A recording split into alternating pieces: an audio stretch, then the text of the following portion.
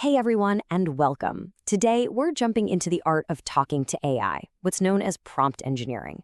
We're going to show you how a few pretty simple techniques can totally change the game, turning those frustrating AI chats into seriously powerful results. So have you ever felt like you're talking to a brick wall when you're trying to get something out of an AI? Yeah, you're not alone.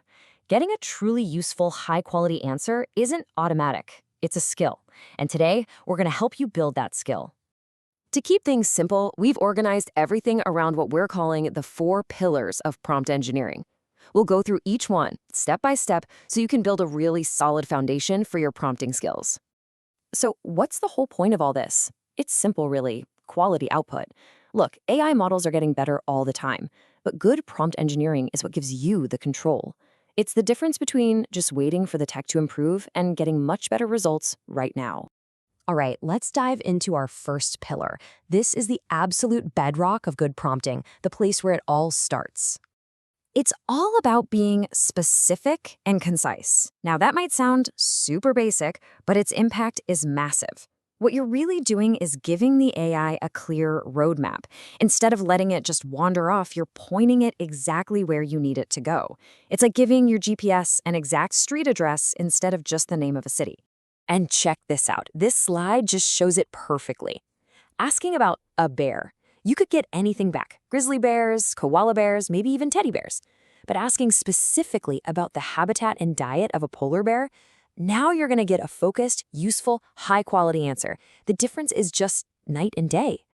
So, once you've got the hang of being specific, it's time to move on to our second pillar.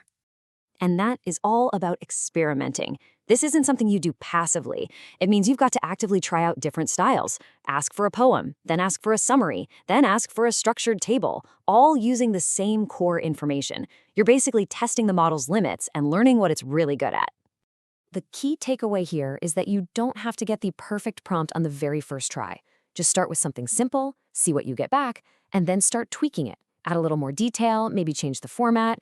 You just keep refining your approach. That's how you really start to sharpen your skills. Our third pillar is all about control and focus, because sometimes the most important thing you can tell an AI is what not to do. And that's where you use guardrails. Think of them like the bumpers in a bowling lane, They keep the AI's response from going into the gutter.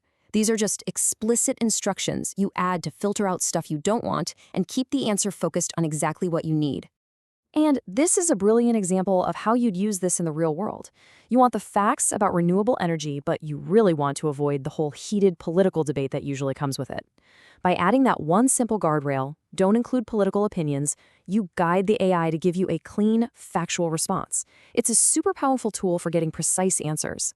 Which brings us to our fourth and final pillar, and this one is based on a fascinating idea. Sometimes the best way to ask a really big, complex question is to not ask it at all.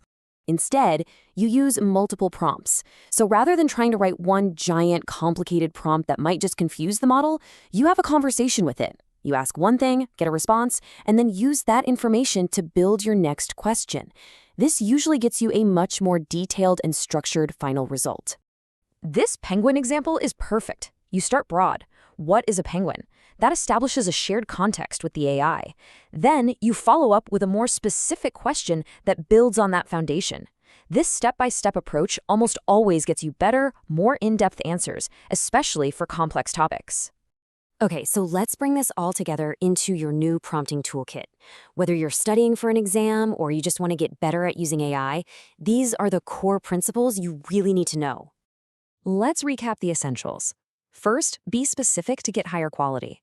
Second, experiment to discover what's possible and refine your technique. Third, use guardrails to keep the output safe and relevant. And finally, use multiple prompts to tackle those big, complex tasks. Master these 4, and you've basically mastered the fundamentals of prompt engineering. And that brings us to the end. You now have the foundational toolkit. So the only question left is, what are you going to build with it? What complex problem are you going to tackle first? Or what creative idea are you going to explore? The possibilities are now in your hands.